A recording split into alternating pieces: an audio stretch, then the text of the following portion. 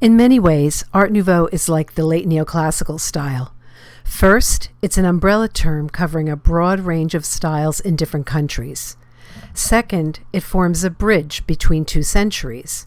And third, as drastic as that last transition had been, the evolution from the 19th century to the 20th brought equally tremendous life-changing and jarring change to culture. As 1900 approached, many people were optimistic about the coming new century, about how new and exciting the world had become due to the many and rapidly increasing advances in knowledge and technology. Electricity and all that came with that, including electric lighting and telephone, rapid travel by train and steamship, and very soon by air, new discoveries in psychology and the natural sciences, and much more. But just as in the 19th century, the rapid pace of drastic change was also frightening for many. It all made some people very, very nervous. And both of these moods will, of course, be reflected in the arts and design. The drastic changes in the arts that had begun in the 19th century also continued to gain momentum. As you learned during our studies of design reform, by the end of the 19th century, thanks in large part to the idea of poetic license championed by the aesthetes, artists and designers were much more at ease with, even eager to, let go of the past completely and focus on developing completely new styles for a new world. As stated, Art Nouveau was an international movement with many styles under its umbrella. The major countries and style names are listed here, and we'll be touching on all those in blue. In the two countries where it first manifested, Belgium and France, the name of the style itself was also Art Nouveau. And that term, which means new art, probably came from a famous gallery by that name that opened in Paris in 1895. In the spirit of the unity of the arts, there, progressive and avant-garde artists, architects, designers, and craftsmen in all media from all countries were invited to exhibit together. It was really an amazing place. As you'll see, some of these styles have much in common, while others are very different. But we can identify a few common threads, which I've listed here for you. Some I've mentioned already, and I think you can see that most, if not all, are standing on the shoulders of 19th century design reform principles and practices. But if I had to say which was most important in terms of the defining characteristic of Art Nouveau, it would have to be line, with nature as a close second. And just a note here, painting, prints, and drawings under the Art Nouveau umbrella are usually not described as Art Nouveau, but as symbolist or symbolism. Many of the aesthetic painters were symbolists, and the work was often quite darkly beautiful, that quality referred to as the sublime. The wonderful watercolor here by the Scottish architect Charles René Mackintosh, whose work we'll look at later, is an excellent example of this, and it also happens to express many Art Nouveau design qualities. Can you ID them? A little exercise for those who feel so inclined. As you'll see, some of these styles have much in common, while others are very different. But we can identify a few common threads, which I've listed here for you. Some I've mentioned already, and I think you can see that most, if not all, are standing on the shoulders of 19th century design reform principles and practices. But if I had to say which was most important in terms of the defining characteristic of Art Nouveau, it would have to be line, with nature as a close second. And just a note here, painting, prints, and drawings under the Art Nouveau umbrella are usually described as symbolist or symbolism. They're not referred to as Art Nouveau. That term is reserved for the decorative arts, while the fine arts are referred to as symbolist. Many of the aesthetic painters were symbolists, and the work was often quite darkly beautiful, that quality referred to as the sublime. The wonderful watercolor here by the Scottish architect Charles René Mackintosh, whose work we'll see later, is an excellent example of this. and it also happens to express many Art Nouveau design qualities. Can you ID them? Another little exercise for those of you who feel so inclined. Spend some time meditating on this gorgeous image and wonder, how could this look translate into the design of an interior? Or just spend some time absorbing it. Remember what Christopher Dresser said about absorbing art knowledge, exposing yourself to artistic beauty.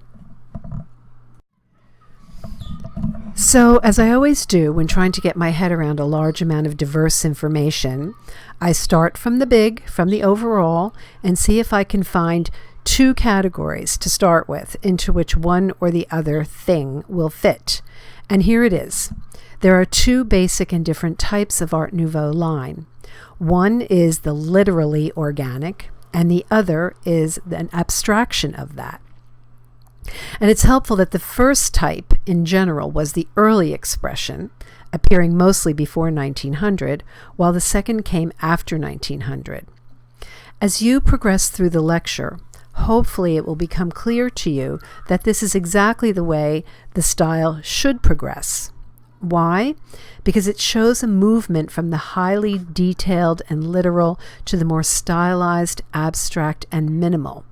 Not to get too into the weeds about this, but things usually advance in that way, from the more detailed to the more abstract and fundamental.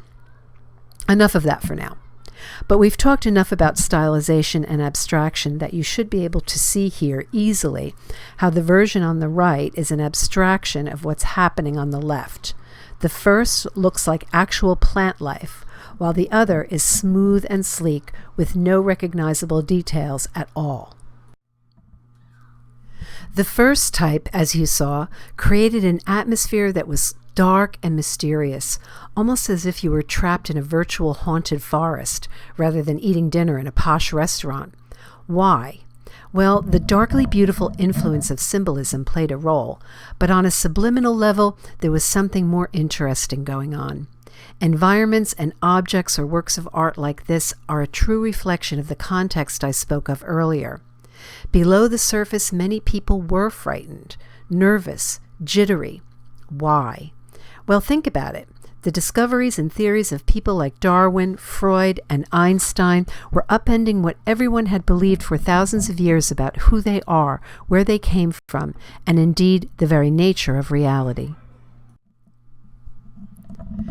Not only that, many of these things, from the personal subconscious to electricity to the behavior of atoms, pointed to the fact that there are powerful unseen forces at work in the universe and in us over which we have no control. That was very unnerving. And speaking of no control, what does the great femme fatale actress Sarah Bernhardt represent? The new drive among women for equal rights, to vote, to go to work, to not be stuck at home raising children, and yes, even for sexual liberation. For reasons outside of the purposes of this course here, both consciously and unconsciously, many men and virtuous women as well saw this as a threat to the family unit that endangered not only the very fabric of society, but also national security. But of course, as much as both men and women feared her, they also deeply desired her, to possess her or to be her. From time immemorial, this archetype of the dark, dangerous, beautiful temptress appears repeatedly in culture. And at this moment in time, as the femme fatale, her image was widespread in everything, in every form of the arts. Look for her in posters, in sculpture, in light fixtures, in furniture, on the stage, and in that new phenomenon, film. She is everywhere at this moment in time. Believe it or not, one of the earliest expressions of this nervousness in design is this embroidery by a German sculptor. It was admired by so many people, surely not only for its charm and beauty, but because it resonated with them. It expressed the wound-up tension they were all feeling just below the surface. It's an excellent example of the type of line that defined early Art Nouveau, which came to be known as whiplash line. Of course, this line did not just appear in design suddenly overnight, but developed over time from various sources of influence in art and design into a new form that expressed the new mood of this new period. The line, as well as the darkness, was often expressed in symbolist works of art, especially that of the graphic artist Aubrey Beardsley. Here, a more sensual and languid line depicts a macabre biblical scene of the variety the symbolists and aesthetes adored: sex, sensuality, death, and yes, the darkly beautiful. It is the famous tale of one of history's greatest femme fatales, Salome, and St. John the Baptist. You don't need a Bible these days to find and read this story. Well worth it if you don't know it. Of course, we saw this love of the sublime expressed in work by aesthetic painters like Whistler decades before the Art Nouveau period. Going back earlier, we can see evidence of such line in Middle Eastern patterns that influenced William Morris, and then how it was translated by one of his later followers in the design for the back of this amazing chair, a dark, mysterious, and beautiful composition of black whiplash lines forming stylized flora, which are also totally flat and graphic. This is without question a completely Art Nouveau design. But we should not forget, though, that McMurdo considered himself an arts and crafts designer, as did Bailey Scott. Here, in the late arts and crafts designs by him we saw a couple of weeks ago, the extreme stylization and abstraction of the structural elements has created lines that point directly to Art Nouveau. On the left, what was once a reference to Gothic structural arches has now become something else completely. On the right, the simplicity and play of slender horizontal and vertical lines we know derives directly from Japanese influence, but will lead directly to some of the Art Nouveau styles that use line like this rather than whiplash or curved line. An important note before moving on: though these pieces date from smack dab in the middle of the Art Nouveau period, we know that Bailey Scott considered himself an arts and crafts designer, and the truth in materials and truth in construction showcased here are a testament to that. Speaking of arts and crafts, it's interesting to see the role the Gothic continued to play in design reform. In Eugène Viollet-le-Duc, the French had their own Pugin, but this architect and theorist approached the Gothic from a very different point of view. His deep knowledge and interest was in the engineering aspects of Gothic structure, and his many publications greatly influenced the architects working in this style and progressive architects well into the 20th century. As I've spoken so often about the fact that the Gothic is a nature-based style, that it's based on the structural qualities found in nature, I thought it would be interesting for you to see this little image showing what may have in part inspired the nature-based Gothic tensile skeleton. And here, the same idea, a tensile structural skeleton made from natural elements, but also seemingly composed entirely of whiplash lines. So an Art Nouveau organic tensile skeleton. Probably the first architect to begin building in a manner inspired by Viollet-le-Duc's theories, the Belgian Victor Horta is considered one of the fathers of Art Nouveau. And for various reasons, he embraced this completely avant-garde manner of building to intentionally make a statement about classicism and the art world establishment it represented. What more can I say? This picture says it all. One of the most iconic spaces in the Art Nouveau story, this view inside the Hotel Tassel is mysterious and beautiful and frightening as you feel the jungle of whiplash lines on the wall aglow in a blood-red sunset, trying to ensnare you and drag you down as you start up the stairs. And lots of line everywhere: organic line, curving line, whiplash line, languid line, flat graphic lines, three-dimensional sculptural lines, all transmuting from one to the other in a continual process of growth and decay, Notice, too, the use of new materials, the steel columns. Lots and lots of steel everywhere, whirling and twirling tendrils and stalk-like slender upright supports, outlining planes and protecting edges of another new material, subway tiles, which he has quite creatively adapted to residential use. Around the same time, in Paris, a man who is today one of the most famous names in architecture and design of this period, Hector Guimard, was in the middle of working on a new apartment building, the Castle Béranger, when he heard about what Victor Horta was doing in Belgium. After going there to see for himself, he returned to Paris and transformed his work completely. And this view gives you a very good idea of what it looked like, an example of what the world recognizes today as French Art Nouveau. A couple of other details from the Castle Béranger. See if you can identify some of the ways it's similar to what Horta was doing in Belgium.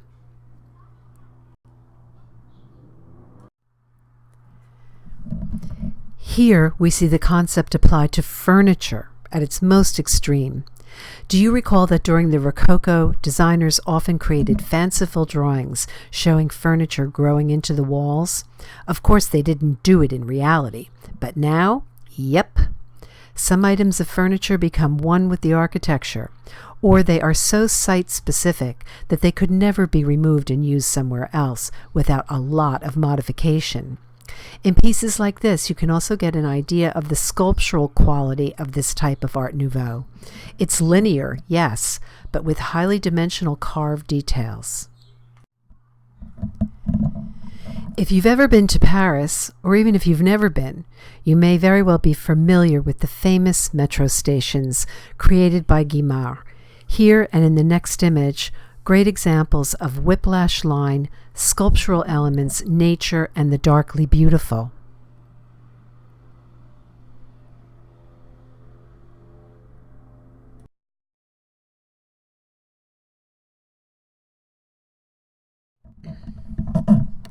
Probably the most important city in France when it comes to Art Nouveau, even more than Paris, is Nancy. For various reasons, the city had a special connection to Louis XV, so of course to the Louis XV style, aka the Rococo. And by now, I hope you have absorbed the fact that the two styles, Rococo and Art Nouveau, have much in common. Some of the most famous Art Nouveau designers comprised what is known as the École de Nancy, or the School of Nancy. Here, a dining room and a restaurant that has it all. Can you ID all of the Art Nouveau qualities and characteristics here? The next page is just a bigger, better picture of that same room.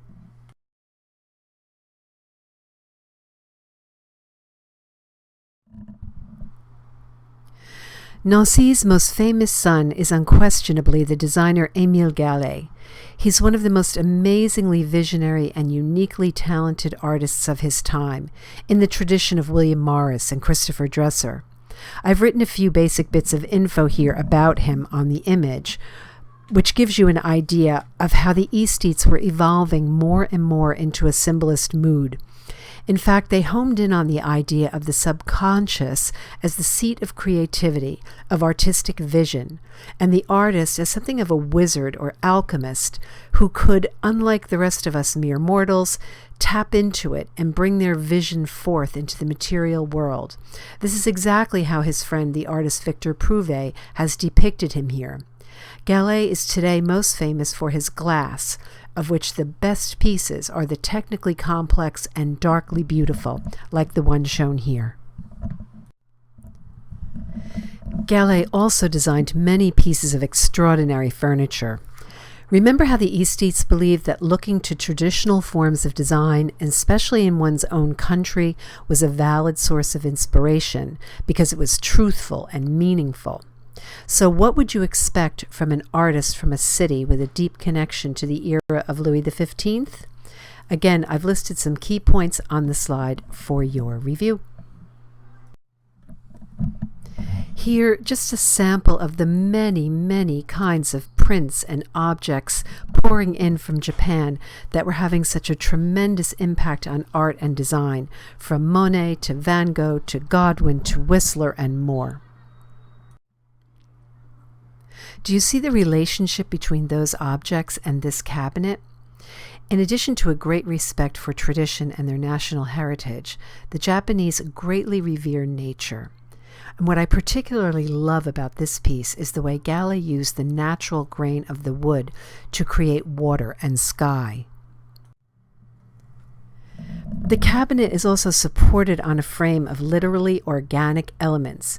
No mistaking that it's branches, vines, and flora, but it's also a combination of the linear, the sculptural, the flat, and the graphic. The entire cabinet takes the concepts of truth in materials, and truth in construction, and structure as ornament to a whole new level. There are so many meaningful connections going on here, so many dots being connected, and when you touch upon that in the course of your own work, you're really onto something. You're on the verge of creating something great, just as these people did. With Henry van de Velde, the other father of Art Nouveau, prolific artist, architect, designer, craftsman, and leading theorist of the right path forward for design in the 20th century, we come to the more abstract version of the style, which is very clearly expressed in these two images. The interior is an organic, holistic design, all connected and integrated. One could not, for example, decide to buy a new sofa, as the existing are part of the interior architecture. But though all the lines are elongated and curved, they are completely different than what we just saw with Gale, for example. Why? How would you describe that difference? Here, two iconic Van de Velde pieces. He was, by the way, a great admirer of William Morris and even built and furnished his own house when he married, as Morris did. The chair is actually one of his dining room chairs. While he was a champion of abstraction and engineering, he was also a staunch supporter of hand production and the artist's direct involvement in the process. As I told you, it got very complicated over time, as designers wanted to embrace the future, which meant most likely someday embracing the machine, but at the same time, they didn't want to compromise their design reform values. Just a brief mention of Germany here, as we'll be talking a lot more about it soon as the birthplace of modernism. However, that momentous event was the direct result of all the Germans had absorbed and learned from England. Here, just for fun, the cover of Pan, one of the first and most famous of the many design magazines devoted to progressive art and design that began to appear at the turn of the century, in all its unmistakably dark and creepy beauty. Just these two examples from Germany, but they're excellent ones, and two of my most favorite pieces of furniture of all time. A table and a chair for a music room by the amazing architect, artist, designer Richard Riemerschmidt. In the steps I outline on the image, the practical Germans tackled the problem of handmade versus machine-made head-on, and before World War I, they did succeed in producing fairly large quantities of well-designed and well-made furniture in this manner. But after the war, of course, they will take design to an entirely new and different level. By the way, can you answer the question I asked there? By now, it should be pretty easy. As you can guess by just looking at this image of what was probably his most important and famous work, Antoni Gaudi was the Pugin of Spain. We're not going to spend time talking about the Sagrada Familia, but as you can see, it was his contemporary interpretation of a Gothic cathedral. In this and the next image, you see how he applied the organic, nature, not only to interior structure, but to the entire building itself, in addition to treating the facade like a canvas, in that tradition of treating a building, treating everything as a work of art.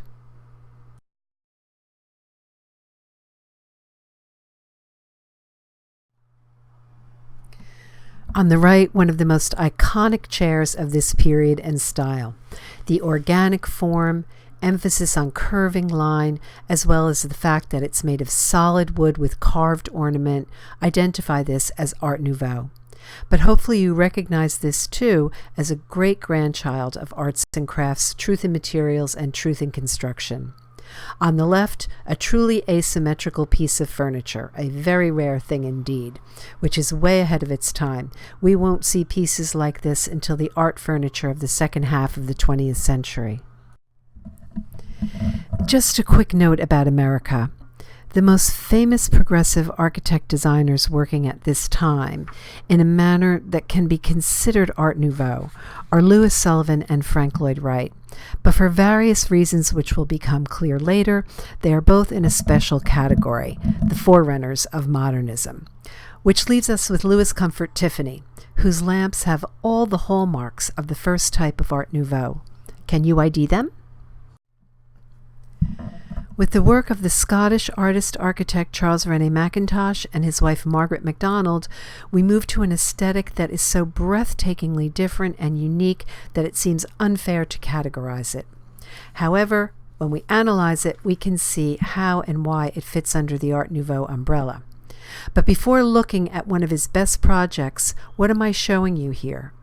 As some of you may know, Scotland is famous for its castles that go back centuries. And you may recall William Morris basing Red House on a medieval manor house / castle, and why he did that. Here, Mackintosh is doing the same, but of course he will look to Scottish vernacular architecture for inspiration. Hopefully you can see that source of influence here, as well as the influence of, the awareness of, what the arts and crafts architects were doing in England. However, this is a step way beyond the white vernacular-inspired houses of Voysey and Bailey Scott. There's an abstraction to almost the point of a flatness, a graphic quality, as if the house were made of cut-out pieces of cardboard.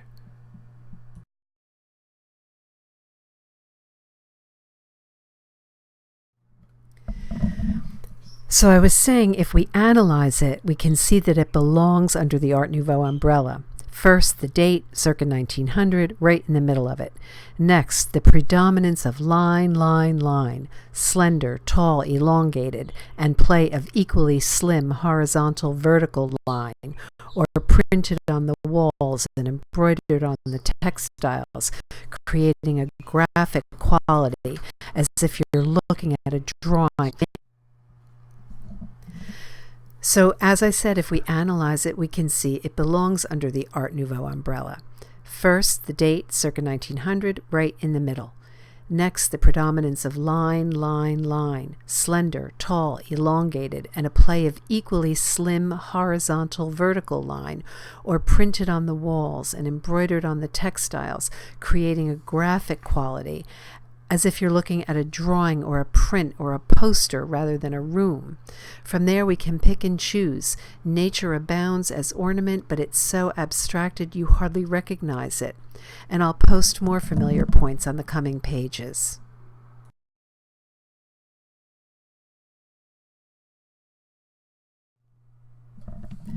One of my all-time favorite rooms. Here, a symbolist, otherworldly feel is achieved by creating flat, almost two-dimensional pieces of furniture and then dissolving them and the space in white and light. And there's that special quality I so adore, combining opposites, the white and the natural, the slick and the glossy, with the raw and the nubby, the hand-embroidered with the machine-made, the traditional and the modern. Can you possibly pick out the hint of traditional reference here? The brown walls are simply craft paper on which they created the highly stylized trellis pattern. Like the furniture, the materials were usually very cheap. What mattered was the end result. The black grid, by the way, is a hallmark of Mackintosh, and we'll see one of his greatest admirers adopt it.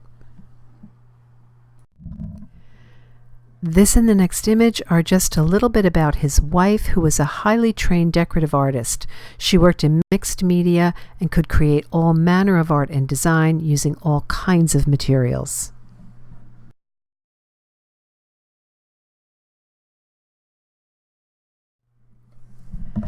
With Joseph Hoffman and the Wiener Werkstätte, or the Vienna workshops, we arrive at our last Art Nouveau destination, and one that, in the end, actually points right to Art Deco, in my humble opinion.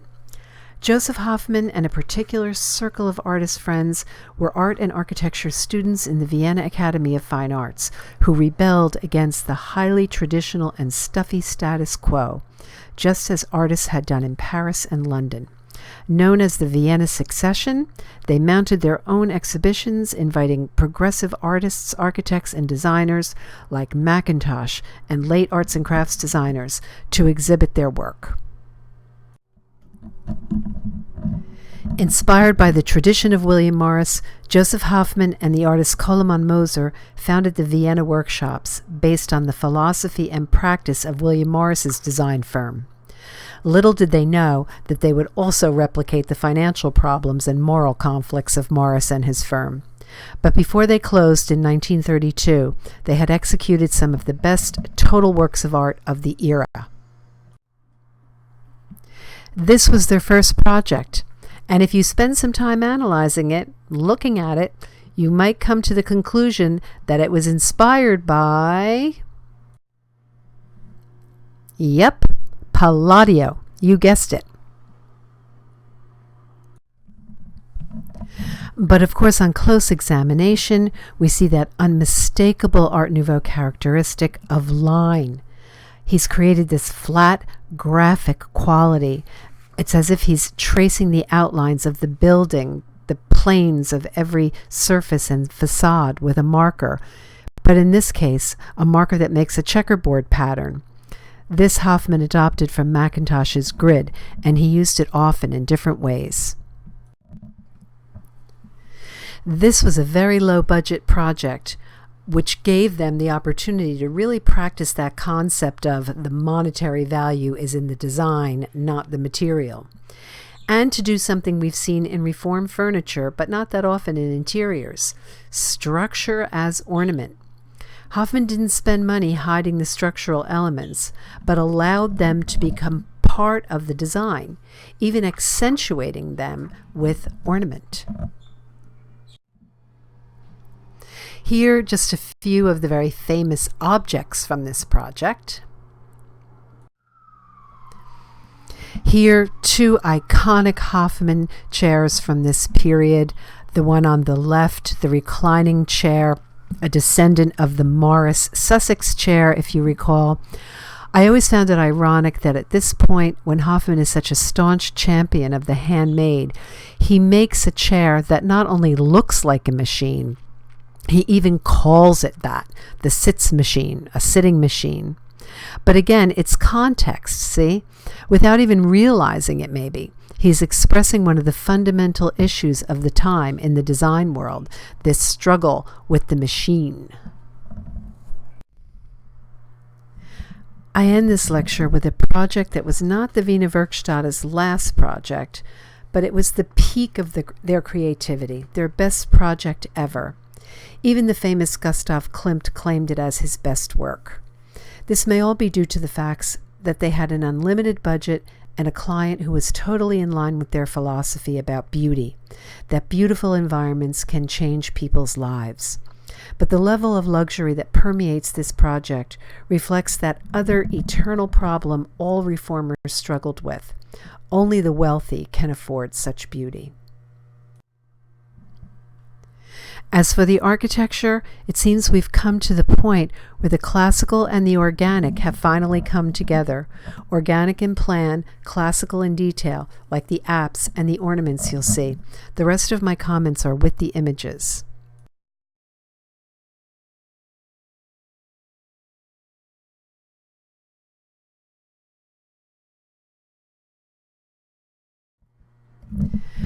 On the interior, buttery yellow leather, walls sheathed in marble, custom designed lighting, and other luxuries are a new phenomenon.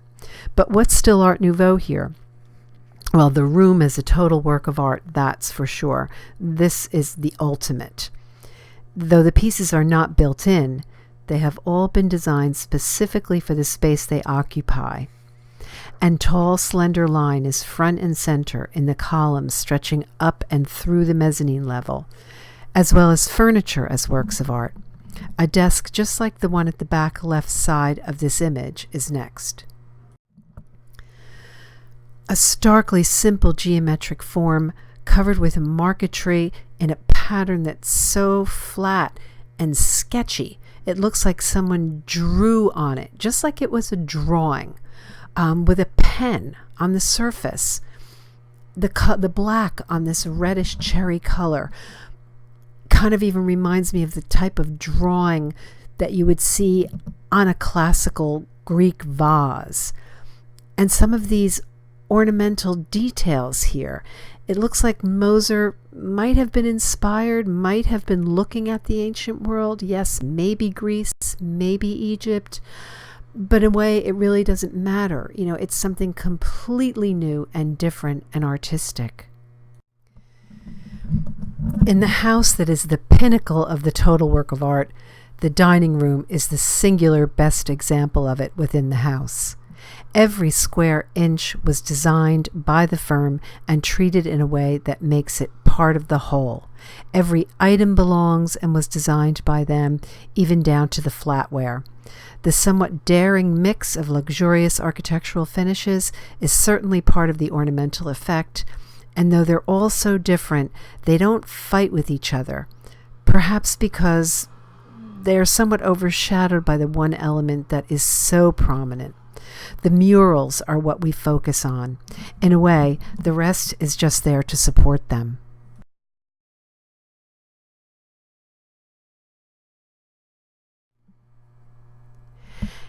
And in the room that exemplifies the unity of the arts, this mixed media work by Gustav Klimt is itself the penultimate expression of that. His famous and unique practice of combining actual painting, a fine art, with the mixed media decorative craft of creating mosaic imagery from precious and semi-precious stones and other materials is perhaps singular in conception, but also in having combined the fine art of symbolism and the decorative art of Art Nouveau so exquisitely, seamlessly, and masterfully. With this, we come to the end of Art Nouveau, and we are teetering on the threshold of Art Deco, which will be a major part of the next phase of the story of design history.